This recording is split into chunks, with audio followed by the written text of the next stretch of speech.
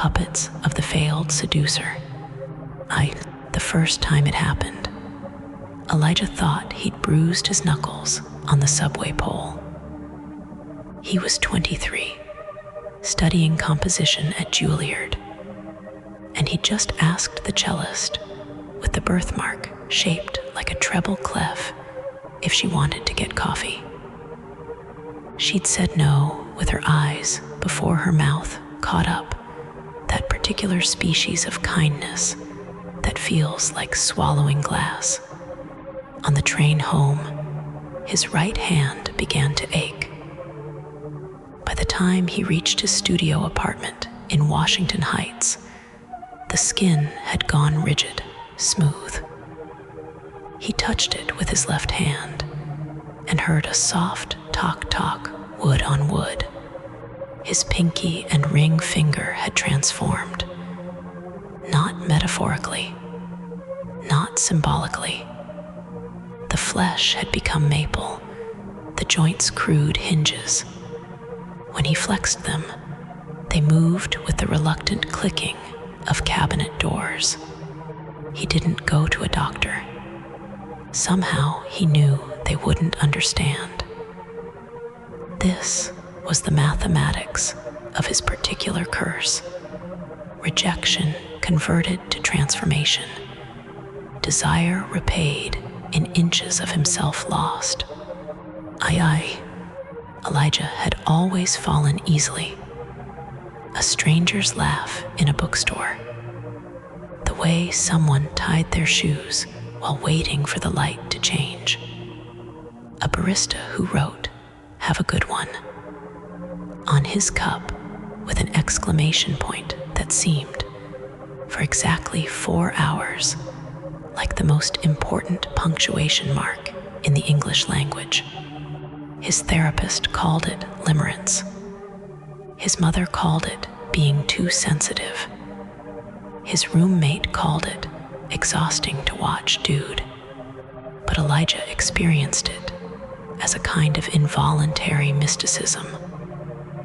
A sudden conviction that this person, this one, held the answer to a question he'd been asking his whole life without knowing the words. The cellist was followed by a poet he met at a reading, then a sound engineer, a dancer, a graduate student writing her dissertation on Schoenberg. Each time he worked up the courage to speak, to suggest coffee or a walk, or just more conversation, more proximity, more them. The answer was always some variation of no, and each time, another piece of him went wooden. By his 25th birthday, both hands were fully transformed. His left wrist, 3 toes on his right foot that made him walk with a faint, irregular rhythm, step, click, step, like a metronome with a damaged spring.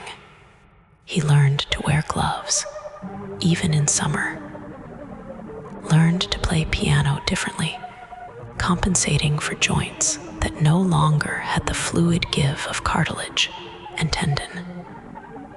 Strangely, some pieces sounded better this way. Sadie's gymnopédies, with their deliberate, mechanical melancholy.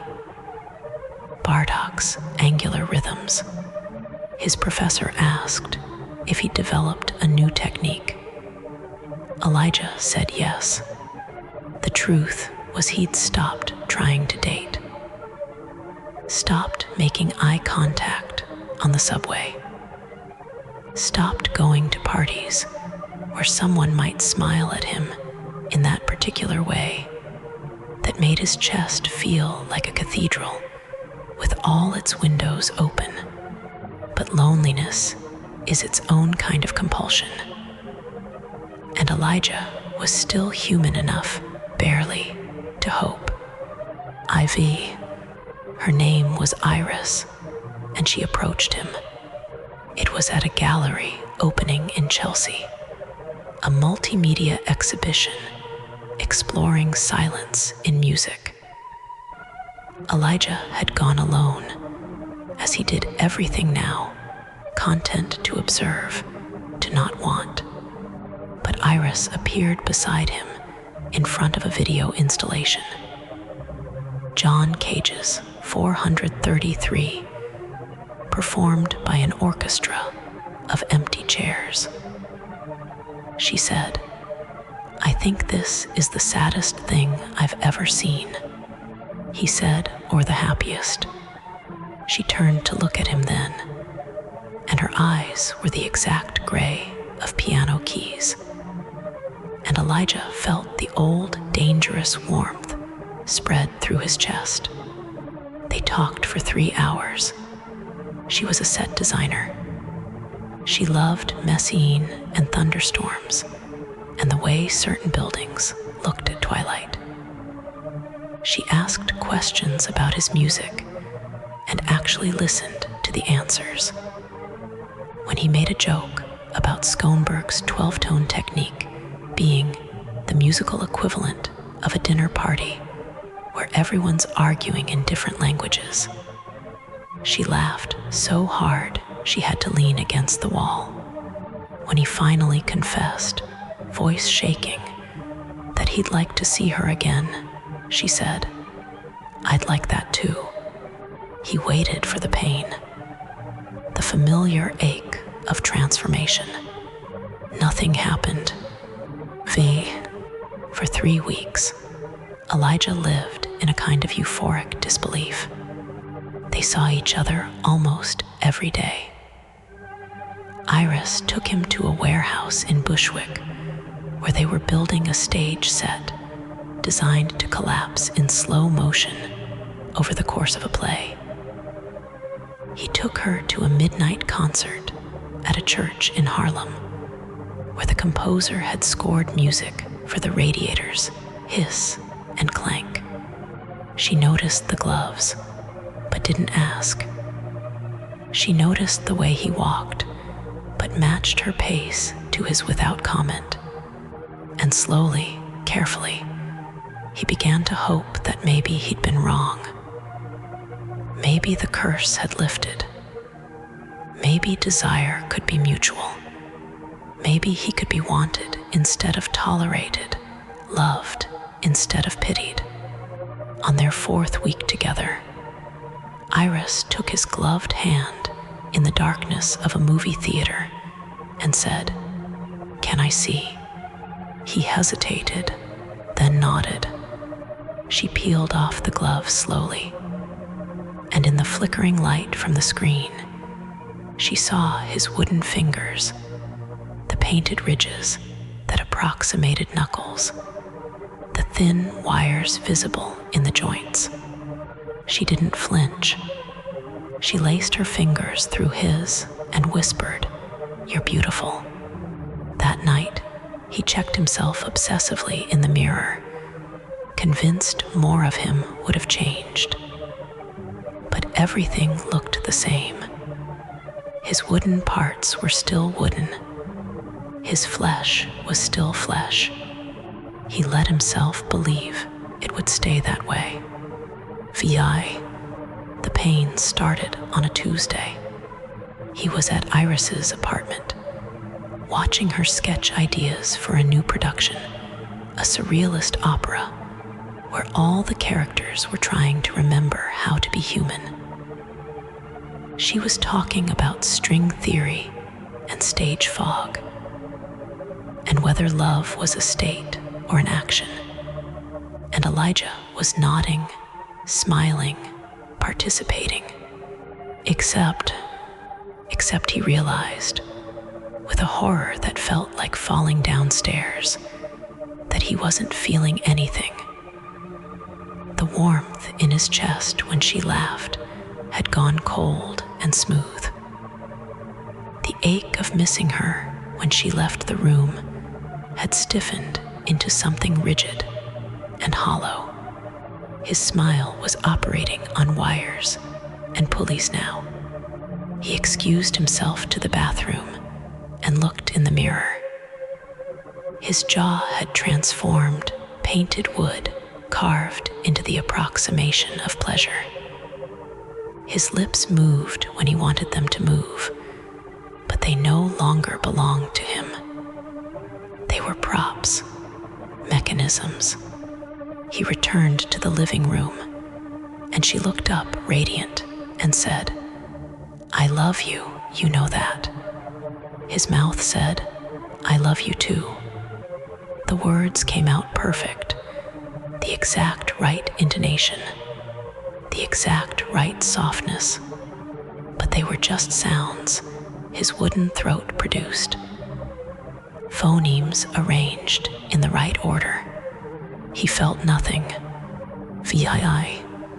The cruel mathematics had completed themselves. All those rejections had transformed him piece by piece. But this being wanted, this was the final conversion. Because marionettes don't fall in love.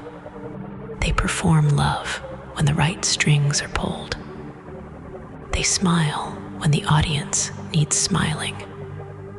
They say the words their scripts demand. Elijah was no longer capable of the wild, involuntary hope that had destroyed him. No longer capable of that mystical conviction that this person was the answer. He looked at Iris now and saw a woman, kind, interesting, beautiful, but not a cathedral, not a revelation, just a person, the exact thing he'd always wanted to see, the exact thing that would have saved him, delivered too late. VII. He stayed with her for 6 more months. He was very good at it.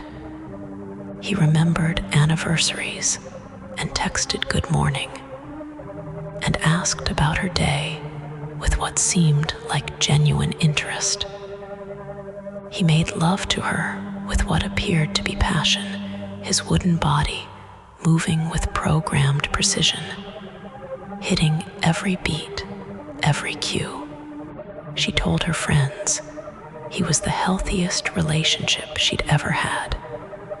So consistent, so present, so unlike the anxious, emotionally volatile men she usually dated. She never knew she was sleeping with a puppet. Elijah sometimes wondered if that's what everyone wanted, not the messy, desperate reality of love, but the performance of it. The right gestures at the right time. The appearance of depth without the terrifying vulnerability of actual feeling. He was finally good at love, now that he was incapable of it. IX. He left on a spring morning when the light came through her bedroom window at the exact angle that would have once made him weep with the beauty of it. "I have to go," he said. "Where?" she asked, still half asleep. "I don't know." She sat up then, suddenly awake, and he saw the thing he'd been dreading. She looked afraid, actually afraid of losing him. "Did I do something wrong?" she asked. "No," he said, and meant it. "You did everything right." "Then why?" "Because you deserve someone who can feel it," he said. "And I can't anymore." He showed her then, took off everything, gloves, shirt, shoes, until she could see the extent of what he'd become. Wooden arms, wooden torso, only his eyes and a few patches of his chest and back were still flesh. "I don't care," she said, and she was crying. "I don't care what you're made of." "I do," he said softly. He kissed her forehead with wooden lips and left. Elijah lives alone now in a different city, in a neighborhood where no one knows him. He works as a piano tuner a job that requires precision, but not feeling. He's very good at it. Sometimes he sees people falling in love on the subway, recognizes that look, the wild, stupid hope that transforms a stranger into scripture. He remembers what it felt like, the way you might remember a dream or a story someone told you once. He still composes sometimes. Strange, mechanical pieces that sound like music boxes winding down, like carousels in abandoned amusement parks. Like the last song a wooden boy might sing before he forgets he was ever anything else. People tell him his music sounds incredibly sad. He can't tell anymore. He just knows which keys to press, and when, and for how long. He knows the technical terms for every emotion he'll never feel again. Largo for the heaviness of longing, diminuendo for the fade of hope, fermata for the held breath before someone says yes or no or nothing at all. He knows all the words for love. He just can't remember what any of them mean. Sometimes, late at night, his wooden fingers move across the piano keys by themselves, muscle memory, playing songs he wrote when he was still capable of breaking. And if you listen closely, you can almost hear it. The ghost of feeling in the mechanics. The echo of a heart in the hollow. Almost, but not quite,